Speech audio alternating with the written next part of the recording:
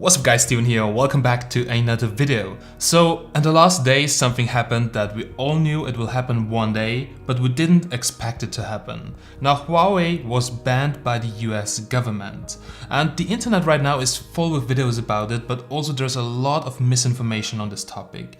So I worked with Huawei really closely over the last months. I did a lot of research on 5G, I was attending a lot of conferences about 5G, and it's really sick what is going on right now. So well guys, today in this video I want to inform you a little bit what happens to you as Huawei user right now, what's going to happen if you're interested in buying a Huawei smartphone, what you should do right now, and also clean up with a little bit of misinformation. So guys, get ready with me for the truth about Trump's Huawei ban.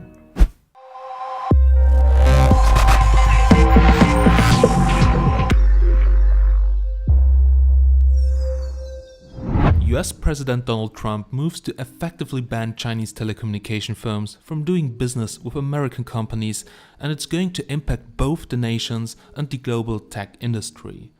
Huawei has been added to the so-called entity list, and this prevents it from buying parts or technology from US suppliers without government approval, as its equipment is considered potential tools for Chinese espionage. ZTE was previously added to the entity list, and the manufacturer suffered greatly as a result, as it was forced to hold all the sales of many phones. But ZTE doesn't make its own chipsets and components. Huawei has its own chip company called HiSilicon, and they said it has long been prepared for this eventuality. Even though Huawei has their own chipset facility and HiSilicon produces chipsets and modems for many Huawei phones, including all of its flagship and mid-range models, they still make use of the chipsets from US companies and some lower-end phones and all of its laptops. I'm personally using a Huawei MateBook X Pro with an Intel i7 processor, and the new MateBooks are also around the corner. So the imagination that Intel would stop working with Huawei could have a big impact on their super fast growing notebook business as well. Beside Intel, also Qualcomm is working on the very powerful Snapdragon chipset for laptops, but they are based in the US as well. Now beside these hardware issues, also this ban affects the software side. In order to comply with the law, Google had to take away Huawei's license. In 2009, Huawei joined the Open Handset Alliance, as part of its efforts was to promote a unified Android platform. OHA members are contractually forbidden from producing devices that are based on incompatible forks of Android, but now with the ban, this has changed, and that's not a good thing. There have been rumors about Huawei OS even earlier, around the release of the Huawei MateBook X Pro, but back at this time, Huawei insisted to cooperate with Microsoft. I think even back at the time, Huawei already knew that this ban may come one day. And this was also the time where Huawei started to really push their cloud service and build a big ecosystem around their products. Huawei, which is the world's second largest smartphone vendor right now based on shipments, said that it will continue to develop a safe software ecosystem for its customers across the globe. So that means that Huawei will also extend the support to Honor, a brand of smartphones which it owns. And until this OS is ready to deploy, Huawei could rely on AOSP.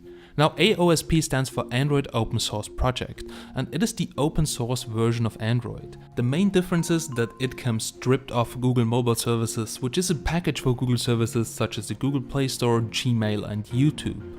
But that's just needed as an alternative until Huawei has released their OS, which they have built in the case of an emergency situation.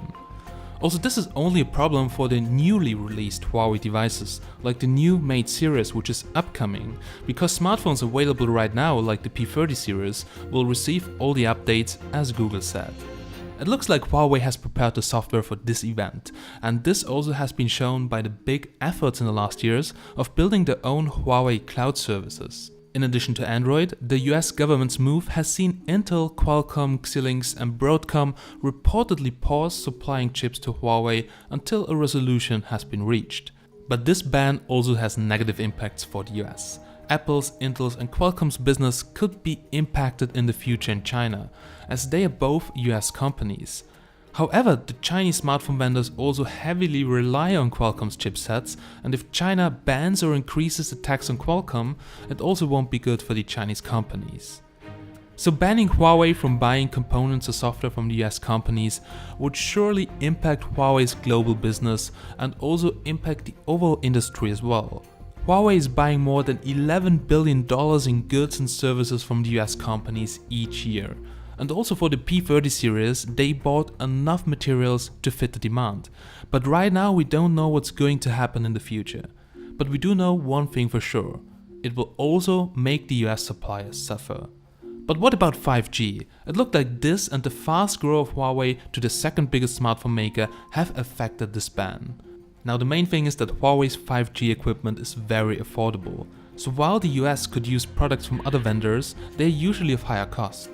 There are basically two other really big players in the space. There's Ericsson and Nokia, and they aren't American companies either, but not subject to the same sanctions. It's really weird, even though Nokia smartphones are produced by HMD Global's factory and supplier Foxconn in China. However, the relationship between Huawei and the countries in Europe is stable, but there is a possibility that in the future more countries could join the US ban, and also Australia has banned Huawei's 5G equipment.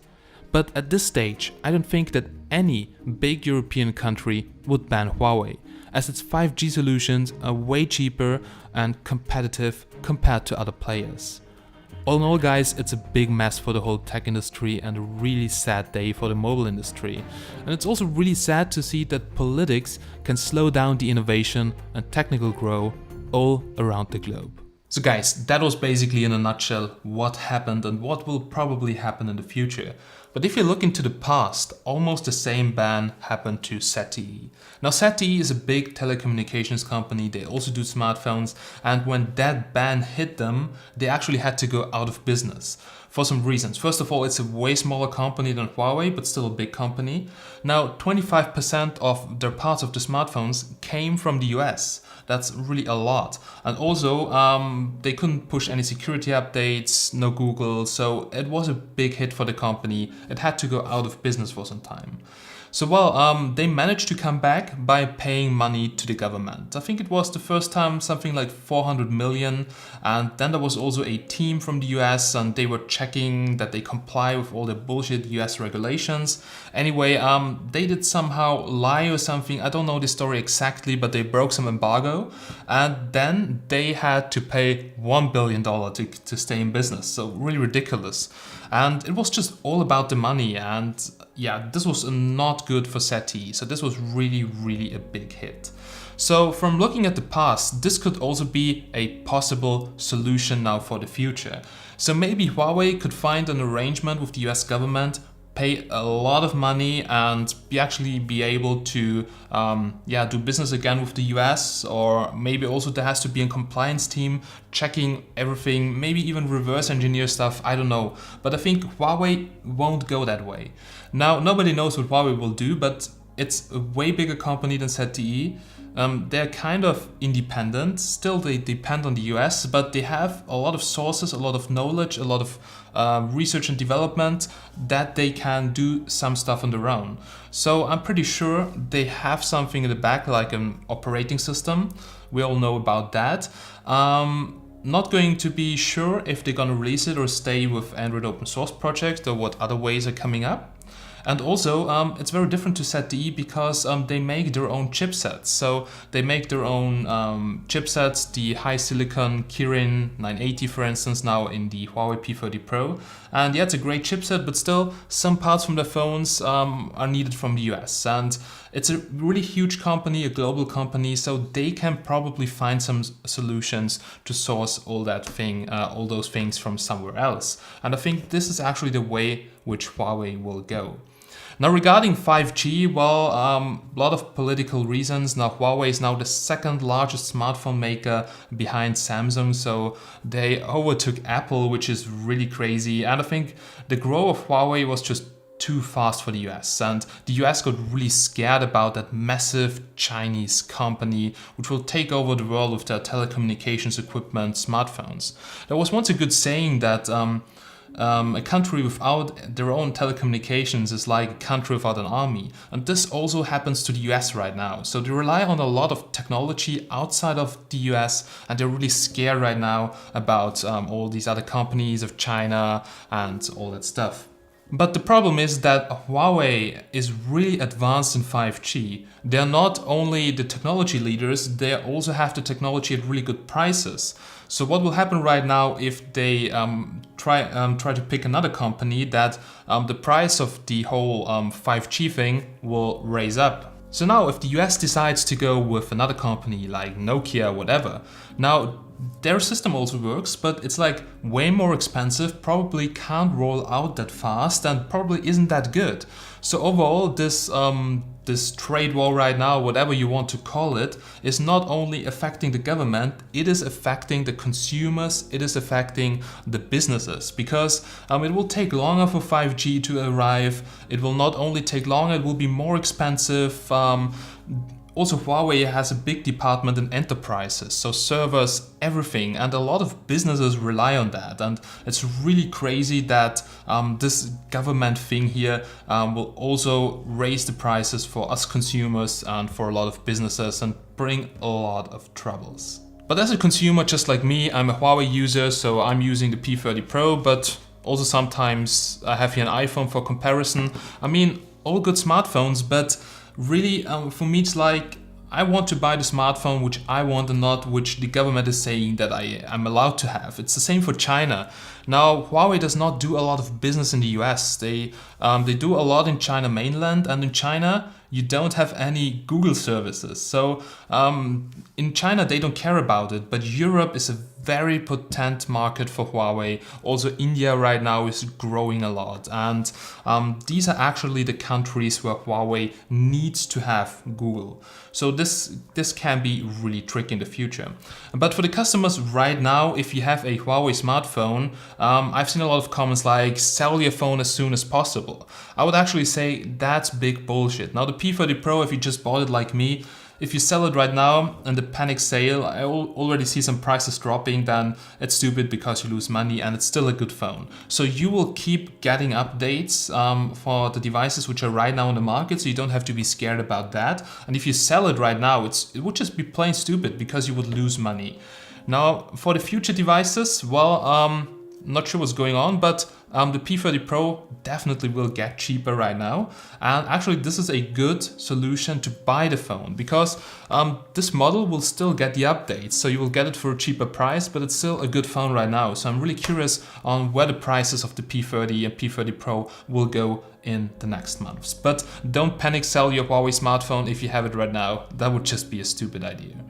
Anyway, big interesting topic. There will also be a truth about 5G, which I already made, which is going to be uploaded very soon.